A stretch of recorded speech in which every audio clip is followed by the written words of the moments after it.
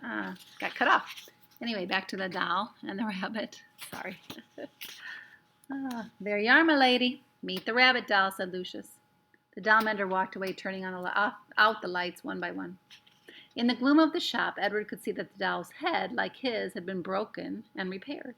Her face was, in fact, a web of cracks. She was wearing a baby bonnet. "How do you do?" she said in a high, thin voice. "I am pleased to make your acquaintance." "Hello," said Edward. "Have you been here long?" she asked. "Months and months," said Edward, "but I don't care. One place is the same as another to me." "Oh, not for me," said the doll. "I have lived 100 years, and in that time I have been in places that were heavenly and others that were horrid. And after a time you learn that each place is different, and you become a different doll in that place too, quite different." 100 years, said Edward. "I am old." The doll mender confirmed this. He said he was mending me. He says I'm at least that. At least 100 years old. Edward thought about everything that had happened to him in his short life. What kind of adventures would you have if you were in the world for a century? And the old doll said, "I wonder who will come for me this time. Someone will come. Someone always comes. Who will it be?" "I don't care if anyone comes for me," said Edward. "But that's dreadful," said the old doll. "There's no point in going on if you feel that way. No point at all. You must be filled with expectancy. You must be awash in hope. You must wonder who will love you and whom you will love next." "I am done with being loved," Edward told her. "I am done with loving. It's too painful." "Oh, pish," said the old doll. "Where is your courage?" "Somewhere else, I guess," said Edward. "You disappoint me," she said. "You disappoint me greatly. If you have no intention of loving or being loved, then the whole journey is pointless. You might as well leap from the shelf right now and let yourself shatter into a million pieces. Get it over with. Get it over with now." "I would leap if I was able," said Edward. "Shall I push you?" said the old doll. "No, thank you," Edward said to her. "Not that you could," he muttered to himself. "What's that?" "Nothing," said Edward. The dark in the doll shop was now complete. The old doll and Edward sat on their shelf and stared straight ahead. "You disappoint me," said the old doll. Her words made Edward think of Pellegrina, of warthogs and princesses, of listening and love, and of spells and curses. What if there was somebody waiting to love him? What if there was somebody he would love again? Was it possible? Edward felt his heart stir. "No," he told his heart, "not possible, not possible." In the morning, Lucius Clark came and unlocked the shop. "Good morning, my darlings," he called out to them. "Good morning, my lovelies." He pulled up the shades in the window, and he turned on the lights over his tools, and he switched the sign on the door to open. The first customer was a little girl with her father. "Are you looking for something special?" Lucius Clark said to them.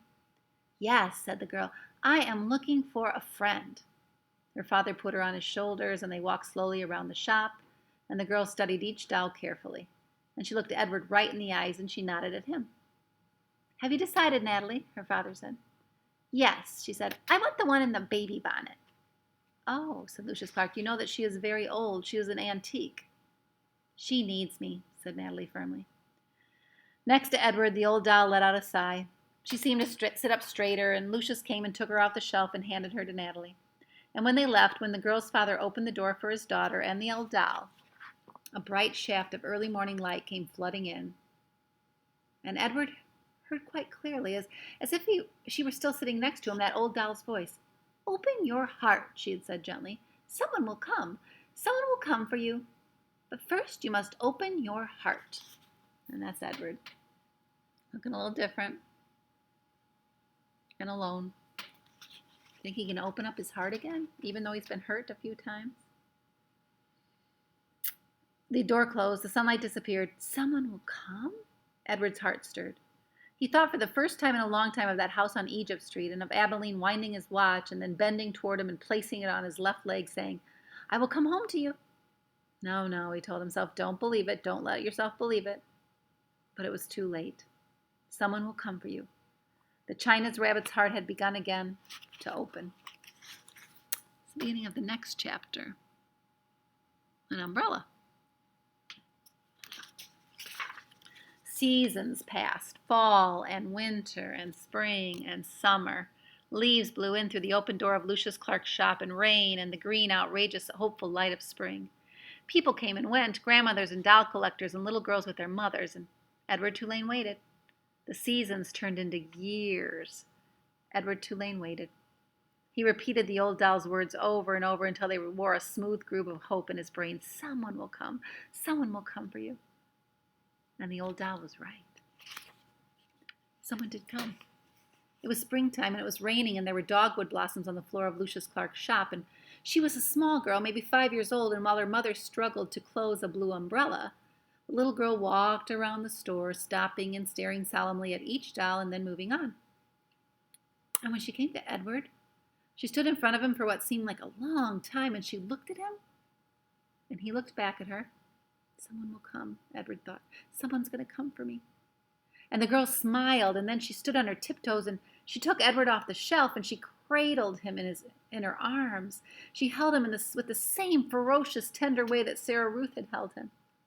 Oh, thought Edward, I remember this. Madam, said Lucius Clark, could you please attend to your daughter? She is holding a very fragile, very precious, quite expensive doll. Maggie, said the woman. She looked up from the still open umbrella. What have you got? A rabbit, said Maggie. A what? Said the mother.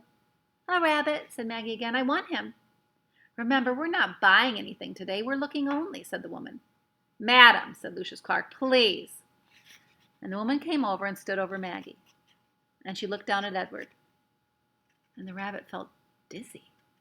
And he wondered for a minute if his head had cracked open again, if he was dreaming.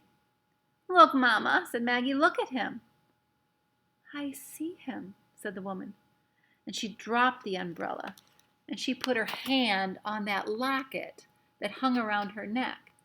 And Edward saw then that it was not a locket at all. It was a watch. It was a pocket watch. It was his watch. Edward? Said Abilene. Yeah, said Edward.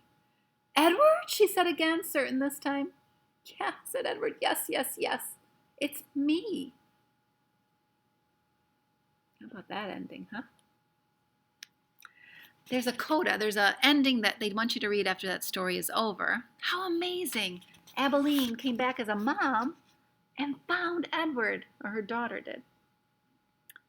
Once there was a China rabbit who was loved by a little girl. The rabbit went on an ocean journey and fell overboard and was rescued by a fisherman.